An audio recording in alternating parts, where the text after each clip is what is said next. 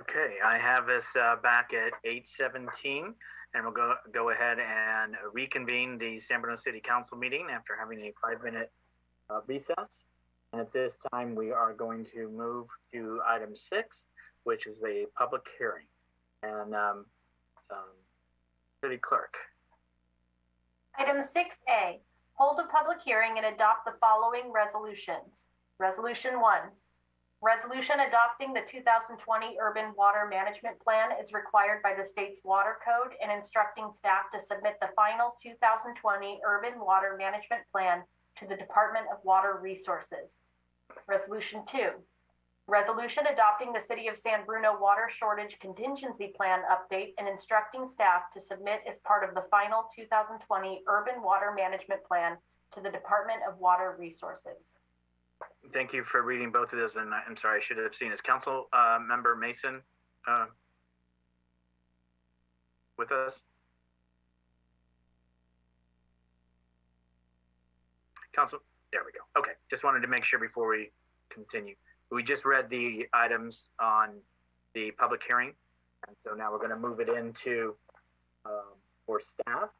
And I can see Ms. Ritchie is going to help to lead us and has some support folks with her as well.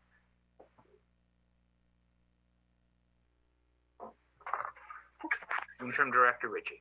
Yes, thank you so much, Mayor Medina. I have slides to share.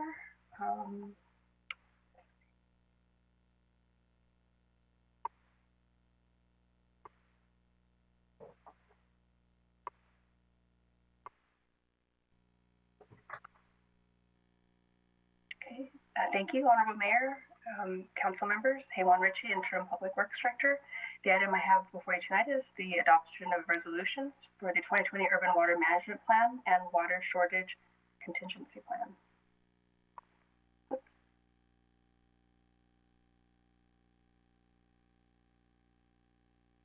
So every 5 years, the state requires urban water suppliers to update their urban water management plan and water shortage contingency plan.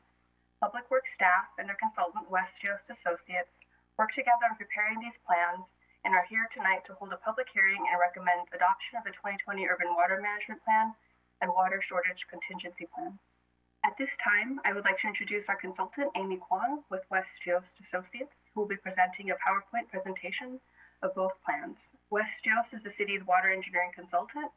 They have assisted the city with its updates to various water efforts, such as Water Master Plan, running the city's hydraulic model to assess development impacts related to the water system and provide recommendations for any improvements that are needed for associated with the development. And most recently, they assisted the city in preparing the water supply assessment for the Bay Hill specific plan. So without further ado, what I would like to do is turn this over to Amy.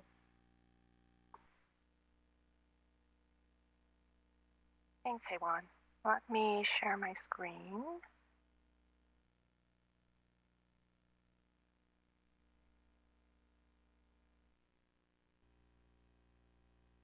Does everyone see my screen? Yes, we can.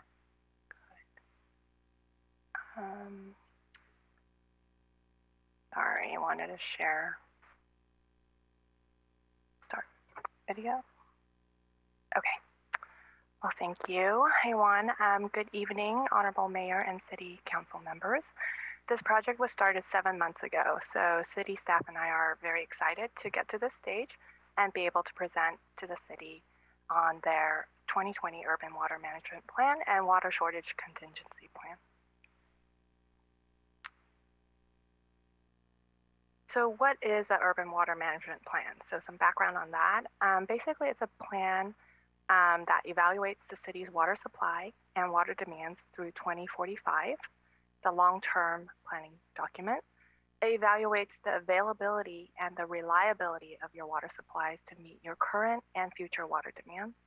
And it's also a document that helps inform water supply assessments for proposed development projects, some of those larger projects that require a WSA as required by Senate Bill 610 and Senate Bill 221. So why is the Urban Water Management Plan required? It's required under the Urban Water Management Planning Act, AB 797, and also the requirements are in the California Water Code sections 10608 to 10657, and it applies to any urban water supplier who directly or indirectly serves more than 3,000 customers or delivers more than 3,000 acre-feet of water per year. And it requires an update every 5 years. And it helps the city maintain its eligibility for state grants and loans. So in fiscal year 2019-20, the city served 11,902 connections, so greater than the 3,000 customers. And the city also delivered 3.12 million gallons per day, MGD, of water, or equivalent to about 3,500 acre-feet of water per year to their customers. Therefore, an urban water management plan is required. So first, a big thanks to city staff. We had to provide all the information we needed in order to complete the plan. As you can see here, there are lots of components in the urban water management plan. Some of the key ones include a lay description, which we've included as an executive summary. We need to provide the water demand projections to 2045. We also document the conservation target compliance, also known as SBX 7x7. We also document the city's water supply availability and reliability. And one of the new components of the 2020 Urban Water Management Plans is a drought risk assessment, looking at the city's supplies for the next 5 years, assuming a multiple year drought. Lots of updates on the water shortage contingency plan, and also updates to the city's demand management measures. The following slides will present some of these key components of the urban plan. So diving into the Water Conservation Act of 2009, also known as SBX 77, as well as 20 by 2020, which is to achieve a 20% reduction in per capita water use statewide by 2020. So targets were set in the 2010 Urban Water Management Plans, and it required suppliers to adopt per capita water use targets for 2015 and 2020. As you can see in the graph here, the target for the city for 2015 and 2020 is 124 gallons per capita per day. In 2015, the city averaged 71 GPCD, and then in 2020, it's 69 GPCD. So the city has met both of their targets. So going into historical and projected water demands for the city, wanted to talk about the historical first. In 2015, the city used 3.14 MGD, and 5 years later, in 2020, the water use is almost the same at 3.12 MGD. Although there has been growth in the city, however, the continued conservation from your customers and as well as installation of newer fixtures that require less water has helped you maintain this lower level of water use.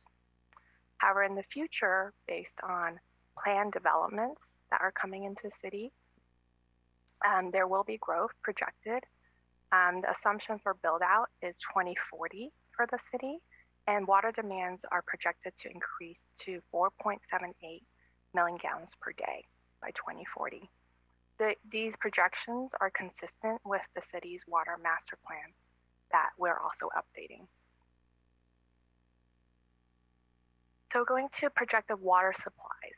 So in a normal water year, the city can receive up to 3.2 MGD of water from SFPUC. It also receives 0.05 MGD of water from North Coast County Water District. It's a very small amount that supplies the Crystal Springs Terrace apartments. The supply is also from SFPUC, but it's just a different contract. The city also has groundwater supplies up to 2.1 MGD. So groundwater supplies is a really key component of the city's water supply portfolio because it really helps you, and especially the drought years, when the reliability of SFPUC supplies decrease quite significantly. And this is because of the new constraint the Bay Delta Plan Amendment. And basically, the amendment requires additional flows in the San Joaquin River, and that reduces the amount of supply available to SFPUC during dry years. And the impacts are quite significant, like I mentioned.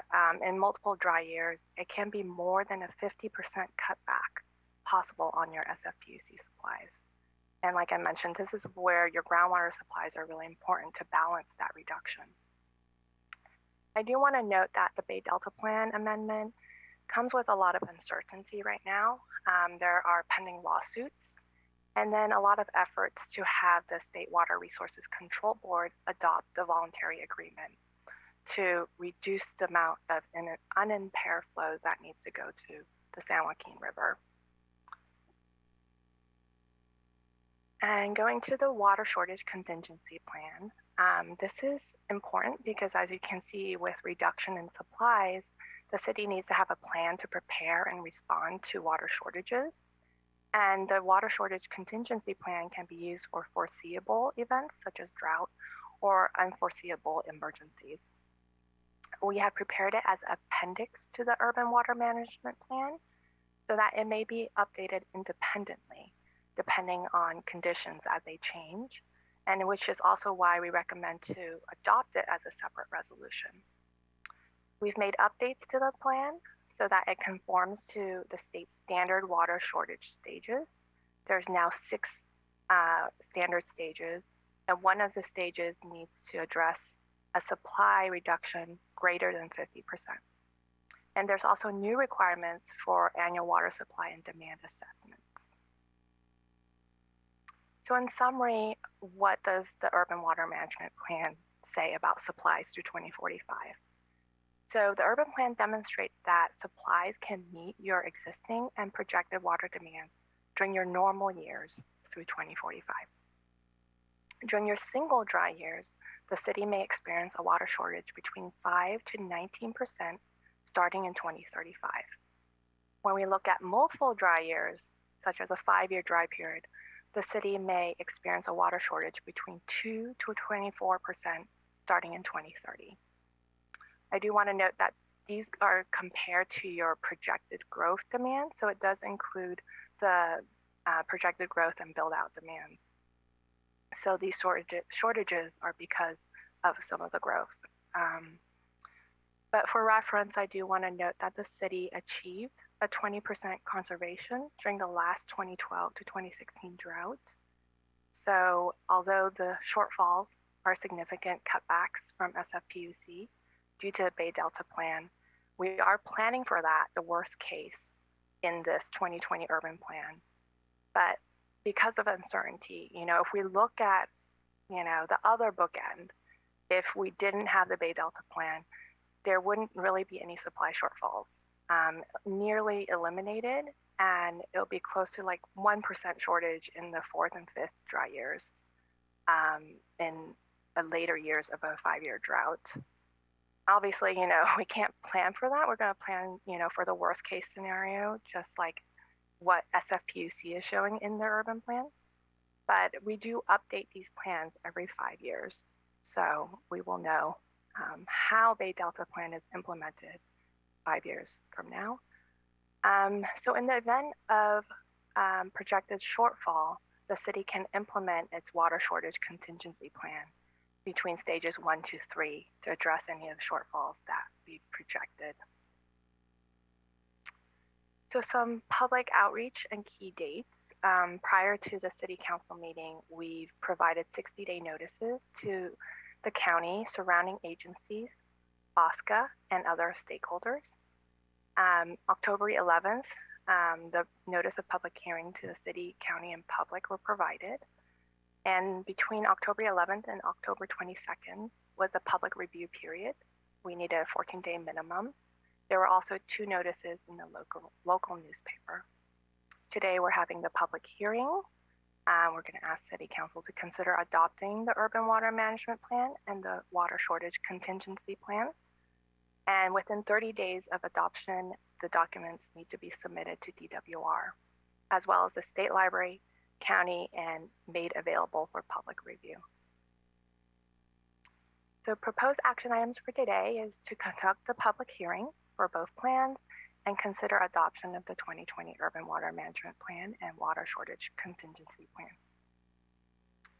That concludes the presentation, and we could open up for questions in public hearing. Thank you very much. Was there anything else, Ms. Ritchie, that you wanted to add before I open for public hearing? Yes, I wanted to add that a large contributor to this project was Mark Reinhardt. He has been a long-term city employee. He works with Amy Kwong and has been a strong advocate for our water system for many years. And so he is also available for questions. Thank you. Thank you. Thank you very much again. I appreciate it. Okay, at this time, if we could, if it's okay, if you could stop sharing the screen, and then I'll go ahead and ask at this time. This is a public hearing, so I'm going to go ahead, and if there's anybody in the public that wishes to speak on this item, if you could raise your hand at this time. Once we do close public hearing, there will not be another opportunity in which to speak. So again, this is the last call for anyone from the community that wishes to speak on this topic. Seeing none at this time, if I could have action from council to close the public hearing. So moved. Second. Motion seconded. Hamilton Salazar to close public hearing. Roll call, please. Councilmember Hamilton. Aye. Councilmember Mason. Aye. Councilmember Salazar. Aye. Vice Mayor Marty Medina. Aye. Mayor Rico Medina. Aye. Now I'd like to have any questions from colleagues on the presentation and the items on the two resolutions.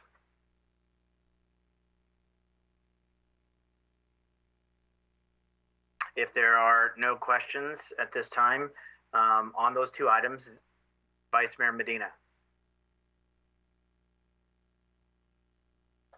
Thank you, Mr. Mayor and staff, for the presentation. I guess what I hear most as we proceed with development in San Bruno is, do we have enough water now? Will we have enough water to handle these projects, and especially within a drought? And based on this presentation, we do. My question is, on the projected growth in our city, does it, how inclusive is that? Is that with the transit corridor plan? Is it the additional 3,300 units that are identified in our regional housing? I was wondering if staff could just touch upon that for a little bit. Yes, I can answer to that. This plan is for build out for 2045, and so it does project into the future. It includes the transit corridors plan, other development that is anticipated in the region for San Bruno, as well as the Bay Hill specific plan that is inclusive of those projections. Great. And just a little clarification. So we currently have enough water from the SFPUC, and in the event that we did get that significant haircut of 50%, we are allowed to pump up to 2 million gallons of water so that we have enough water to meet our demand. Is that accurate? I may ask. Yeah, I can help. Yes, it's up to 2.1 MGD. Okay. So we are well within comfort to have enough water, yet that doesn't mean that we should be wasteful. And with all of the, as you showed in that first graph, from 2015 to 2020, we've actually seen a reduction in our water usage per person. That's correct. Okay. Those are my questions. Thank you very much. Okay. Seeing no other hands at this time, there's two resolutions that need to be taken separately. Is there any action on the first resolution? Mr. Chair, please go ahead, Michael. You guys can switch. No, go ahead, Tom. Go ahead. You take it. Okay. I'd like to make a motion to introduce the resolution adopting the 2020 Urban Water Management Plan as required by the state's water code and instructing staff to submit the final 2020 Urban Water Management Plan to the Department of Water Resources. And I'll second that motion. Hamilton Salazar, motion second. Roll call, please. Okay, but we have a Hamilton Salazar night going forward. Councilmember Hamilton. Aye. Councilmember Mason. Aye. Councilmember Salazar. Aye. Vice Mayor Marty Medina. Aye. Mayor Rico Medina. Aye. Motion carries. And we do have a second resolution. Any introductions from? No, let's continue the trend, Tom. All right, go ahead. Really? Okay. Yes, Mr. Salazar. I would like to make a motion to introduce the resolution adopting the City of San Bruno Water Shortage Contingency Plan update and instructing staff to submit as part of the final 2020 Urban Water Management Plan to the Department of Water Resources. And I will second that motion. I'm making my minutes Motion. easy. Motion made in second. Hamilton Salazar, roll call, please. Councilmember Hamilton. Aye. Councilmember Mason. Aye. Councilmember Salazar. Aye. Vice Mayor Marty Medina. Aye. Mayor Rico Medina. Aye. Motion carries. Thank you, everyone. Thank you, staff, and Mr. Reinhardt. Wanted to acknowledge that he was here as well through the presentations as far as staff and answering questions and being available. Thank you.